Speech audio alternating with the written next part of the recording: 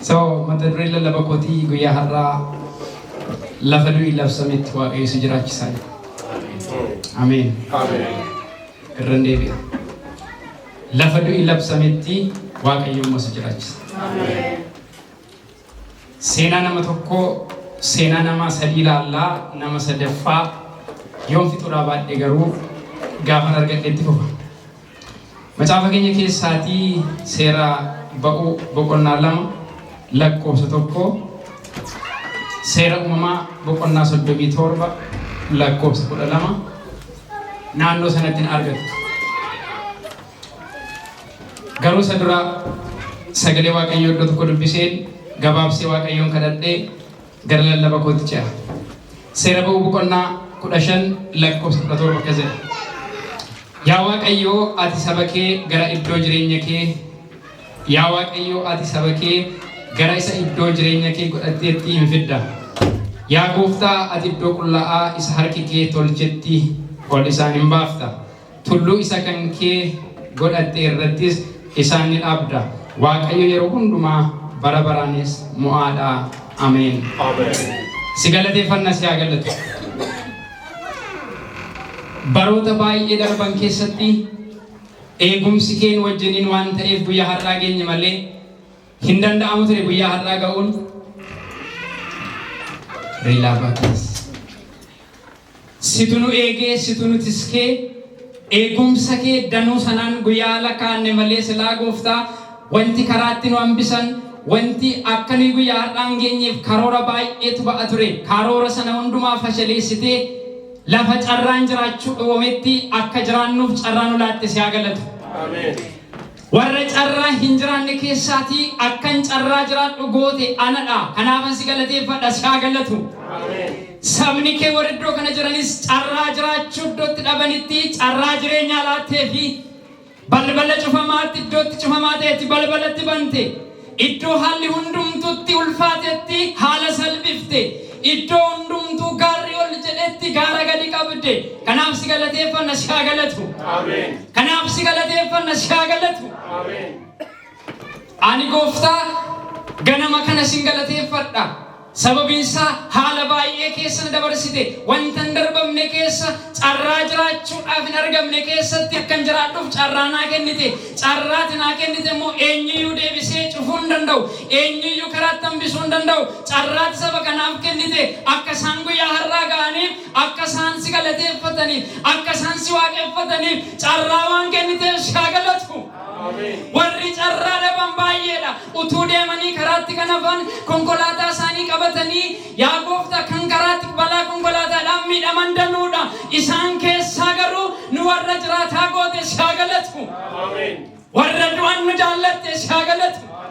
Eenyuyyuu warra du'an hin jaallatu. Warra fooliin isaanii foolii kan hin qabnetti foolii goote. Halleluuyaa. Warra fooliin isaanii yoo akkadaatti itti butanitti namatti hin tolle kan ammoo foolii simboo bareedaa goote. Waan guyyaa har'aa waan nu kenniteef si haa galatu. Galanni bara baraan siif haa ta'u. Ulfaadhu. Ulfaadhu. Galata sirraa qabna akka waldaatti. Galata sirraa qabna akka amantootaatti. Galata sirraa qabna akka tajaajiltootaatti. Wantatti nuu goote danuudha. Wantatti nuu goone muraasni hin jiru. Hunduma isaa situ nuu ta'e si haa galatu. Jireenya lafarraa miti jireenya samii waaqaas wantee nu kennite si haa galatu. Isini warra biyya lafaa miti warra samiiti warra Kiristoos eeggatanidha. Warra Kiristoos wajjin iddootti jiru jiraatan nuun jette si haa galatu. Si haa galatu. Waaqayyo iddoo kana jira. Halleluuyaa. Ulfaadhu. Maqaa Yesuusiin. Ameen. Isin jedhee ol hojii ilaalla. Lallaba kanatti tongaliin gabaabsee wanta dubbadhu yoo jiraate namni kamiyyuu dhalachuudhaaf eeyyama yookaas immoo iyyata galfatee gara addunyaa kanaan dhufu addunyaa kana keessatti of arga. Erguma dhalatee addunyaa kana keessa jira. Silaatu namni eeyyama yookiis immoo fedha isaadhaan dhalata ta'ee biyya guddatan keessatti biyya qarooman keessatti yeroo lolli hin jirre dhalata ture. Haa ta'u nama tokkotu nama siniif jechuun bara sin tolle, iddoo sin tolle, garuu waaqa toleera. Ameen. Irra sinii deebi. Siniin gal. Nama Musee jedhamutu iddoo sin tolle akka carraa bara sin tolle. Garuu waaqa toleera. Ameen. Hallelujah. Kana lamaan irratti dubbadha. Macaafan iddoo sanatti baay'ee isaa hin dubbisu. Baay'ee isaa hin dubbisu irra dubbadha. Ba'uu boqonnaa 2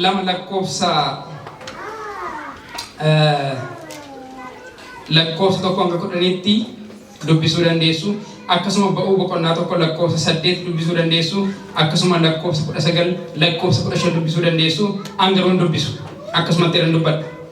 Egaa seenaa Musee baay'een keessan beektu. Seenaa Musee baay'een keessan beektu. Musee maal akka ta'e gaafa Museen alachuudhaafi Waaqayyo Museedhaaf haadha isaa fi Musee kennu seera wa'ii tokkotu ba'a ture.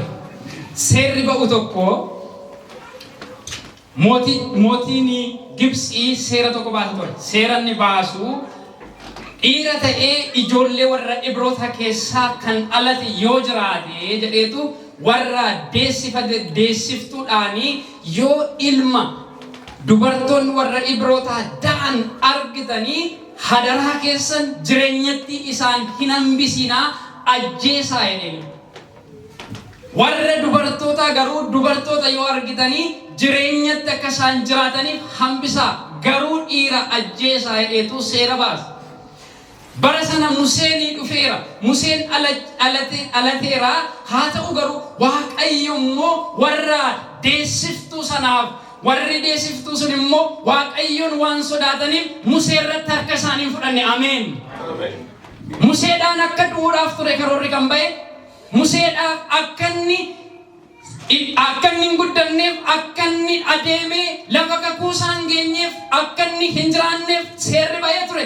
Garuu deessiftoonni warri dubartoonni suni Musee bira gaafa ga'anii Musee wajjin bira gaafa ga'anii harki isaanii Musee ajjeesuu hin dandeenye. Sababiin isaa warri deessiftoonni Waaqayyoon waan sodaataniif Waaqayyotti waan amanataniif nama ajjeesuun orka akka ta'e Waaqayyo waan isaa hubachiiseef warra Waaqayyoof sodaataniif immoo Waaqayyo mana ijaara. Ameen. Museen bara sana keessadha kan hin dhalate. Bara Museen dhalate. Museen bara sana keessadha kan hin dhalate. Waa isinitti himuuf jechaan jira. Hadaraa keessan dhaggeeffadhaa.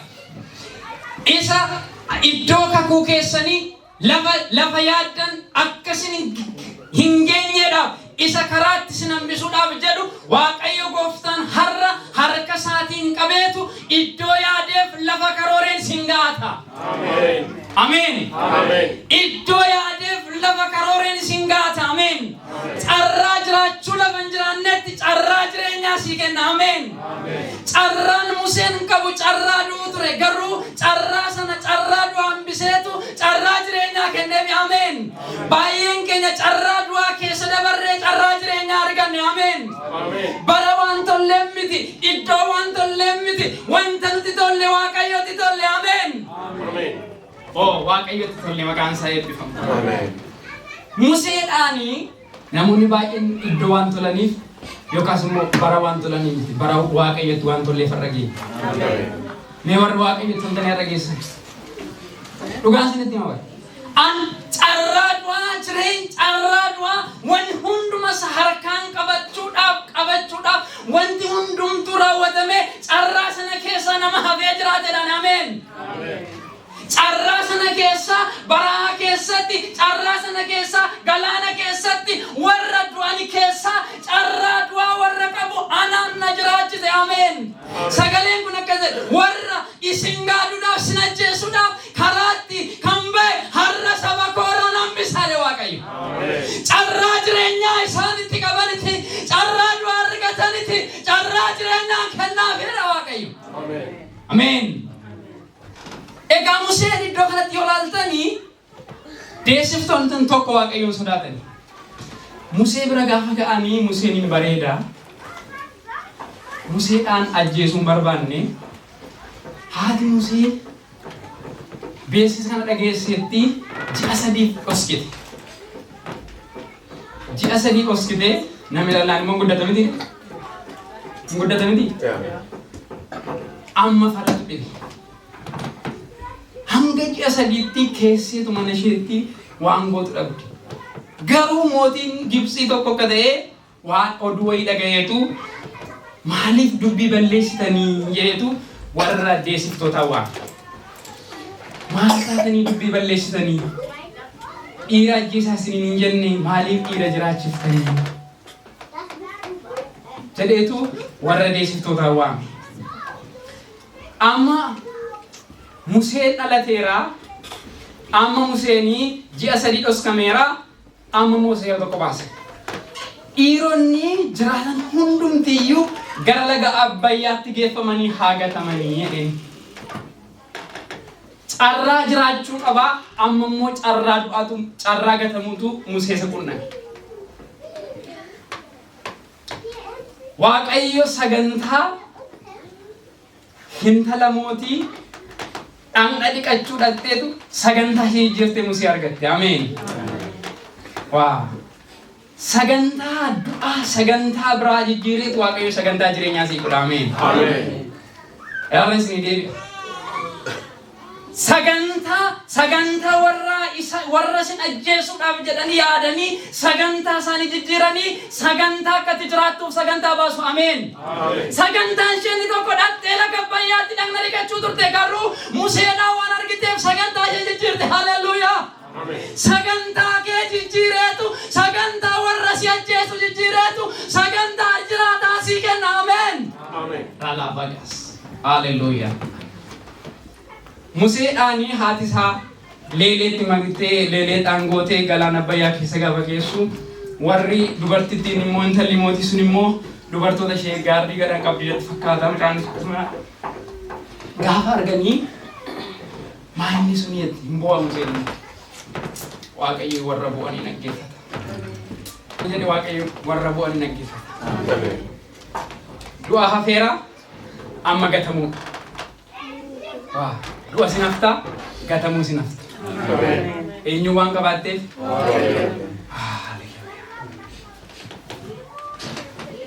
Mi'aa Waaqayyo yoom bare seetti mi'aa Waaqayyo kan mi'aa yoom bare beektu. Gaafa galaana keessa teenyeetu galaana Meeditiraaniin akkas gaafa harreetu waan itti fakkaatu lafa itti fakkaata. Tokkaatee deemtee lafa sitti fakkaata malee galaana sitti fakkaatu. Carraa du'aa sana keessatti carraa jireenyaa nu kenne. Ameen. Maala Yesuusii bootaani. Ameen. Harka keessa walitti rukutaame. Ameen. Haleluuyaa. Meeqa jedhame carraa du'aa na kenna na jijjiirtee akka jiraannu taasiftee dhime. Ameen. Ameen. Haleluuyaa. Isa keessaa dhugaa baatu sana. Ameen. Ameen. Wat mana gaddaatti namoonni 80 biyya tokkotti iddoo dhaloota isaaniitti galaanatti dhumani angaruu Kiristoosiin qabaannaan andarga singaruu Kiristoosiin qabaannaan dabartani. Ameen. Ameen. Du'i dhibee miti kan isin hin jiraattan du'i dhibee miti kan nuti jiraanne ari'atamuun dhibee miti kan nuti jiraanne akka waldaatti zaratamuun dhibee miti kan isin jiraattan akka nuti jiraanne akka Waaqayyoof jiraanne. Ameen. Balbala baay'ee cufame Waaqayyo balbala nutti bane. Raalaabagas. Haleluuyaa. Akka namaa miti namni balbalatti cufuu danda'a hanga danda'e deema. Isa namni cufe garuu Waaqayyo banee si jiraachisa. Ameen. Balbaluma diinni kee cufe sana si banee keessa jiraachisa. Ameen. No iddoo biraa sin geessu bal isuma diinni kee cufe sana keessa teessa. Ameen. Kas jedhime afitti isuma cufamee isuma diinni koo cufe keessa hin galadhaan. Raalaabagas. Harka Waaqayyo iddoo kana jira. Ameen. Nani Museedha gatamuun sin hafee du'a sin hafee dhiibbaa guddaa kan uume nama kana dhaame. Dhumarra Waaqayyo iddoo guddaa isa kaa'e. Waaqayyo dhuma keessa naa bareechu. Waaqayyo dhuma waldaa kanaa bareechu. Waaqayyo dhuma waldaa kanaa haa bareechu. Meeqa sanaan jedha Waaqayyo dhuma kee haa bareechu naan jedha kanatti qabaatu. Waaqayyo dhuma kee haa bareechu. Waaqayyo dhuma keenya haa bareechu. Faarfannee lallabnee waan hunduma isaa goonee burraaqnee Waaqayyo dhuma keenya waqqisiisin. Ameen. Waaqayyo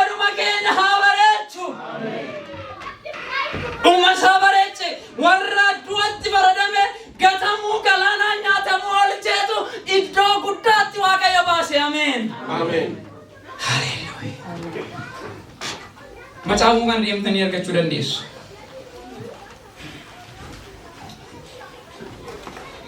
Dubartootittiin warri mootii Gibxii warra deessan Siifaa fi Paawo warra jedhamanidha. Ajaja kennanii akka jedhe Waaqayyo warra Waaqayyo sodaatan mana isaa ijaara. Ameen. Achi warra akkas mana keessa Waaqayyoon ijaara. Ameen. Ameen. Gaa'ela keessa Waaqayyoon ijaara. Ameen. Ameen. Jireenya keessa Waaqayyoon ijaara. Ameen. Ameen. Waldaa keenya Waaqayyoon ijaara. Ameen. Ameen. Wanti Waaqayyo wanta sin gochuun isin hin jiraatu, wanta sin itti deebitan yeroo hundumaa irraanfachuu kan dandeenye Waaqayyo sodaadha. Lafa Waaqayyo sodaatan immoo Waaqayyotu buufatee jira. Ameen. Ameen. Lafa Waaqayyo namni sodaatu immoo ergamaa Waaqayyootu naannoo isaa jira. Ameen. Ameen. Waaqayyo sodaatan ajjeesuu danda'u gadi. Kennamee mira wanti isaan gaafatamu hin jiru. Itti kennameeru ajjeesuu danda'u garuu sodaa Waaqayyo irraan kan ga'e oh hallelujah. Si ajjeesuu wanti danda'u baay'ee ture garuu sodaa Waaqayyo irraan kan ga'e si oolchani. Ameen. Ameen. Hallelujah. Carraa hin jiraattu sin jedhanii yoo carraan ba'e Waaqayyo garuu carraa jireenyaa nu kenna. Ameen. Ameen. Akkasuma Yesuus gaafa dhalate yeroo inni itti dhalatettis ilaaluu dandeessu. Haa ta'u garuu ani isa sadaffaarra Yoosef nama jedhamu sitti himamu. Yoosef immoo maatii keessaa obbolootaatiin jibbame. Waaqayyoon garuu jaallate. Ameen. Ameen. Baranni dhalate Waaqayyoon Yoosefin jaallateera. Mul'atatti kenneera. Garuu rakkinni guddaan kan jiru maalidha jettanii obbolootatu lafumaa kaaniitu obbolootatu isa jibbasammoo lafumaa kaanii sababiin inni jibbisaanii tokkoffaan abjuu qabaachuu isaati. Waan biraan balleessine homaa tokkotti hin dabarre waan biraa isaan hin goone sababiin inni mul'ata qabuuf sababiin inni abjuu abjooteetu inni immoo gara laafessa wayiitti dhaqeetu ana abjuu akkasiin arge maal kun jennaanii achumatti obboloonni isaanii bifatti geeddaratan. Lammaffaattis dhaqeetu abjuu tokkon argee nam bissii 12 argaa hundumtummoo naaf sagadu jennaan abbaan isaatis immoo nuti si dabalamneetu jedhan. Amma egaa gara sinitti gara sin fida. Obboloonni Yoosef tarsiimoo afur irratti baafatan. Yoosefin balleessuudhaaf tarsiimoo afur irratti baafatan. Akkuma isiniin jedhe mul'ata. Seera ba'uu boqonnaa 37 dhaqxee ilaaluu dandeessu. Hallelujah. Sababiin kanaaf tokko isaan obboloonni isaa saawwan bushaayee eegu waan ta'aniif manarraa fagaataniitu eegu. Abbaan isaa gaaf tokko waameetu lafa obboloonni kee jiraatan iddoo isaan jiran dhaqiitii ilaalii afur obboloota kee dhabnee jedheetu waan isaan nyaatan waan isaaf fayyadu waan isaan yeroo dheeraa waan turaniif itti kenneetu abbaan barbaacha erge. Otoo deemuutti iddoo tokko ga'eetu obbolaasaa dhabee walii gad deemee walii gad jooratu. Namni wayii tokkotti dhufeetu maal barbaaddaa maa inni naanii obboloota koo tokkoon barbaada argitee taa'ee gaafatee gara obbolummaa. Argitee itti naanii utuu isaan iddoo tokko danda'anii haasa'anii dhaga'eera isaan deeman yeroo kallattii sana hordofee utuu deemu argina. Haa ta'u garuu deemee utuu isaan argee karaa isaaniitti argeetu fagootti arganii jedha sagalee Waaqayyo. Fagootti gaafa argan namittiin abbaan mul'ata qabdu sun dhufteetti waan ta'eef kottaa akkas goonaadhanii marii wayii tokko kaawwatanii. Marii isaan kaatan tokkoffaatti nama kana arguun barbaannu hin ajjeefnaa jedhan. Sagalee Waaqayyo akkas jedha. Hin ajjeefnaa jedhan. Ajjeesuun nurra hin jiraatu. Tokkoffaa maal goona hin ajjeefnaa jedhan. Ajjeefni immoo maal goona boollota jiran kana keessa keenyaa jedhan. Isa jedhanii taa'ennaanii obboleessaa tokko Roobeel namni jedhamu maaliif akkas goona akkas gochuun nurra hin jiraatu kottaa nama kana lubbuutti hambifannaa yoo du'e maal nu godhaa Hallelujah. Obboloota isaan keessatti bara. Yoosef abbaa haati isaan jaallatu obboloonni immoo jaallatan. Adaraa keessa binti Muusaa mul'ata isaa himi. Sababiin jibba Muusaa abjuu qaba. Fagootti gaafa argan nama kana ajjeefneetu nama kana balleessinaan Roobeel no hin ajjeefnu nama kana kas goona maal kana ta'urraa fayyaadhumatti qabnee lammaffaa maal goona boolla keessa buufnaa deemi. Look, tarsiimoo isaan baafatan walga'ii isaan godhataniiti boolla keessa buufneetu namicha kana boolluma keessa haa jiraatudha. Maaliif amma mootummaa akka jedhanii lama hojjetanii ka'aniitu utuu nyaata nyaachaa jiranii wal ga'anii nyaata nyaataniiti kotta akkas goona nama kana boolla keessa buufnees faayidaan qabu boolla keessa baafnees amma maal goona nama kana hin gurgurra qarshii taraganna jedhan. Oh inni kun immoo barbaachisaadha namiif. Yaada gaarii fidde naganii. Yaada gaarii Roobeel inni hambise sun immoo hin jiru kan jedhan wal ga'ii isaanii keessa. Yaada gaarii fidde kanaaf maal goona nagadoon warra Ismaa'eel jiru waan ta'aniif nama kana fageessinee biyya biraatti gurgurra. Fageessinee to biraatti nama biraatti gurgurra garuu Yoosef obboleessa habaduyyuu malee Yoosef ajjeefamu waaqa orbamuyyuu malee yaada Waaqayyo irraa qaba. Ameen. Waaqayyo yaada sirraa qaba. Waaqayyo yaada sirraa qaba. Ameen. Nama tokkoon akkana jedha Waaqayyo yaadaan sirraa qaba. Hin nyaatamtu. Naani walii galan. Inni sadaffaan inni arfaffaan uffata gaddaaf nyaata gaddaa maatii nyaachisa. Yoosef garuu jira. Jira jedhame. Jira jedhame. Diinatti maasini eenyutti ni mina jiraan jedhanii hallelujah. Akka jirtanitti waan isin bareedani hallelujah. Abbaan isaa jabaachuu dide garaa abbaati waan ta'eef. Amma namichi kun garaa abbaadha waan ta'eef wayyaa gaddaa biddeen gaddaa nyaateera. Amma garuu Waaqayyo immoo Yoosef wajjinii waan jiruufi du'a hambiseera. Amma garuu wanta inni jiru gurguramee lubbuu isaa akka inni oolchuudhaaf sadarkaa guddaatti akka ga'uuf Waaqayyo karoorseera. Ameen. Haa gurguramu iyyuu malee Waaqayyo wajjiniin jira. Ameen. Dhumarratti uumama boqonnaa 41 dhaxxanii yoo ilaaltan nama guddaa ta'e. Ameen. Ameen. La du'a hafe awwaalamuu hafe. Oh my God. Fayyaatti awwaalamuu hafe. Oh my God. Fayyaatti awwaalamuu Waaqayyo si hambisa. Ameen. Yoosef man Museenis bari du'a hafe kan du'a hafe du'atti murteessanii ajaja qabu turani du'a hafeetu dhiibbaa godhee saba isaa karoo gaggeessota warra dhiibbaa godhan keessaa tokko ta'e. Ameen. Oh Waaqayyo iddoo kanaatti carraa hin jiraanne carraa jiraachuun danda'amne keessa akkati jiraattee dhalootaaf bu'aa buuftu Waaqayyo waldaa kana keessa hin kaasa. Hin kaasa Waaqayyo. Ulfina isaaf jedhee hin kaasa Waaqayyo.